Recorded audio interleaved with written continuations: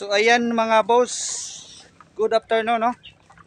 So ngayon ang aking topic ay bahagi sa inyo yung aking feed formulation no. So nag-formulate na ako ng feed ngayon para makatipid.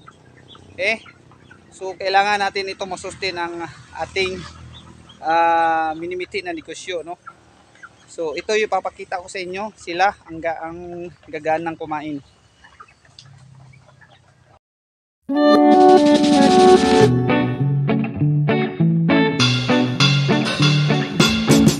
So ayan. So yan na feed. So aking yang na-formulate no. So i-revise lang natin to kung ano ang resulta. Kung hindi maganda yung pangingitlog. So ito na dito din sa mga growing ko. So ito din ang pinapatuka ko sa kanila. So more on crack corn ito. Okay mga boss, kung gusto nyo malaman ang aking percentage o ratio sa feeds na ito na aking patuka, so maaari nyong tingnan no. So ito ipa-plus po natin sa video, ating i-insert sa video na to. So ito, yan mga boss, ito ay shredded cassava. So na drain ko na ang kanyang katas. So maganda itong patuka. So ito ay bilad sa araw, mas maganda no, para mas safe talaga ipatuka sa ating chicken, ating manok. So ayan. So ang aking nito is every patuka ay 250 grams.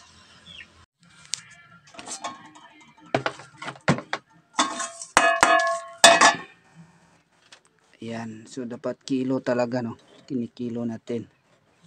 So ayan ang kinuha natin no. So 250 grams. So ito ay 250 grams, ibig sabihin ay 1/4 no, tama. So 1/4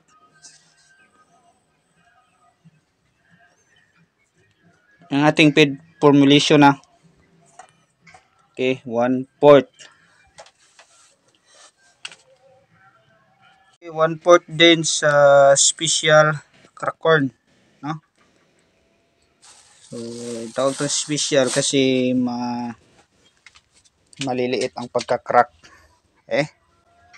So 250. So laging 1/2 na sila. Ayan. Ayan, 1/2. Ayan, 1/2. So ito yung feeds natin no. So ito hindi talaga mawala yung feeds. So ang feeds ay 1/2.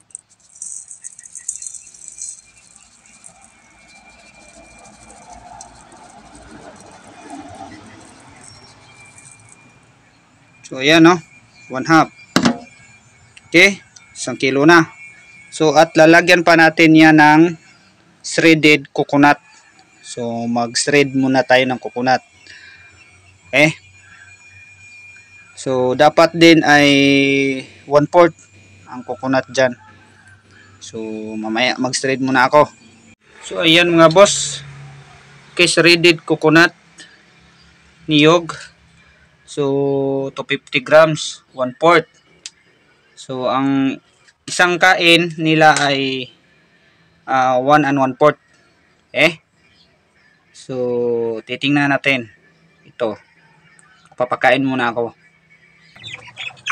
Okay, ayan na mga boss, nakita nyo no.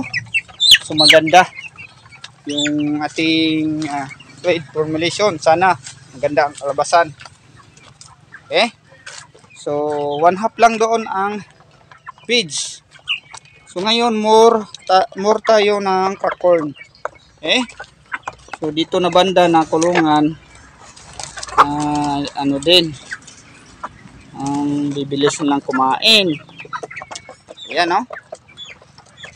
So, Rhode Island Red, bago lang ito na tamaan ng sakit na fowl pox. Ito ay na aking nagamot. So okay na yan sila, sureball na yan, na okay na yan ang pito na yan. So dito banda. Okay, so dito din sa kong brooding, so ito na lang ang pinakalas ko na brooding. So ganun din ang aking pinatuka kasi malalaki na sila. Ayan, almost 1 month na. So kain ko na sa aking feed formulation. So dito din meron din akong tatlo, ang second batch. So ayan, so medyo madami siguro. Okay, so pagdating ng 7 o'clock mamaya, pag hindi pa yan maubos, ay kukunin kasi pakain sa broiler sa 45 days. Kasi pag hayaan natin yan hanggang bukas ay maaaring maano yan ng aso, no? Papasukin ito ng aso. Okay? So ito lang kasi insert ko lang, no? Itong ating net, no? Ang net na to na color green, ito pala yung disadvantage, no? So ang disadvantage nito ay mapasok ng aso. Kasi bubutasan nila yan eh. Ayan, no? Butas yan. Ayan, no? Butas din yan, no? Nilagyan ko lang ng nylon. Ayan, no? Butas. Kanina ko pa yan nilagyan. So ito yung ang disadvantage nito. Butas. Kinain na binutasan ng aso. Ayan. So, ayan, no? So ganun ang disadvantage nito, itong screen na to. Kasi pag mayroong patuka na naiwan pa dyan, hindi natin kukunin, ayan ang masinghot ng aso siguro, no? Kasi mabango. Ayan, papasukin talaga ng aso, ay bubutasan nila yan yung gilid. At siyempre, no, dito pag mayroon pa yan dito, pupunta dito si Juan, no? Pag din may presence dito si Juan, ayan, ay hindi na yan maano ni Juan kasi malalaki na. Kasi ang kasamahan nito ubos si Juan tirada. So kaya aking itrap yan si Juan. Hindi pa ako nakagawa ng mouse trap sa sobrang busy sa pagre-reels at pag-YouTube. So i-career ko na to, no? Sana YouTube i-recommend mo naman ang aking video. Nung wala akong trabaho, ito lang talaga ang aking trabaho, YouTube. Sana naman. Okay, seryoso po tayo dito sa ating trabaho, ating tatrabuhuin itong ating munting channel. 2 years na to, sobra. So ayan, so ganito ka laki, no? So ang maaring susunod na mga buwan, ito ay sama na yan sila dito kasi 4 ito. Yung doon sa kabila, dito doon transfer dito, transfer doon. Kasi pag malaki na yan, no, tumatakas diyan, no? Ayan, tumatakas sa taas. Yung malalaki doon sa brooding, kasi hindi yun hindi nagkasabay, no? So, tingnan natin, no? Hindi ito nagkasabay kasi may malalaki na at medyo maliit pa. So ayan, no? Kaya may maliit, hindi yan sila nagkasabay. So malalaki na yung kapal ng balahibo, pwede na yan kunin brooding cage. So doon na siya ay lalagay, doon or dito. So ayan. So ito, meron ako dito na nakatambay na, no? Nakaabang na niyog. Isang pakain, isang niyog. Pero kung hindi maganda yung kalabasan kasi sa tingin ko ay medyo madaming niyog. So gagawin ko na lang susunod dito ay yung half, yung ano niya, kalahati sa isang pakain, no? So kasi sa isang araw dalawa akong 2 times ako nagpatuka. Sa umaga alas 6 at sa hapon alas 3 or alas 2. Okay? Okay mga boss, no?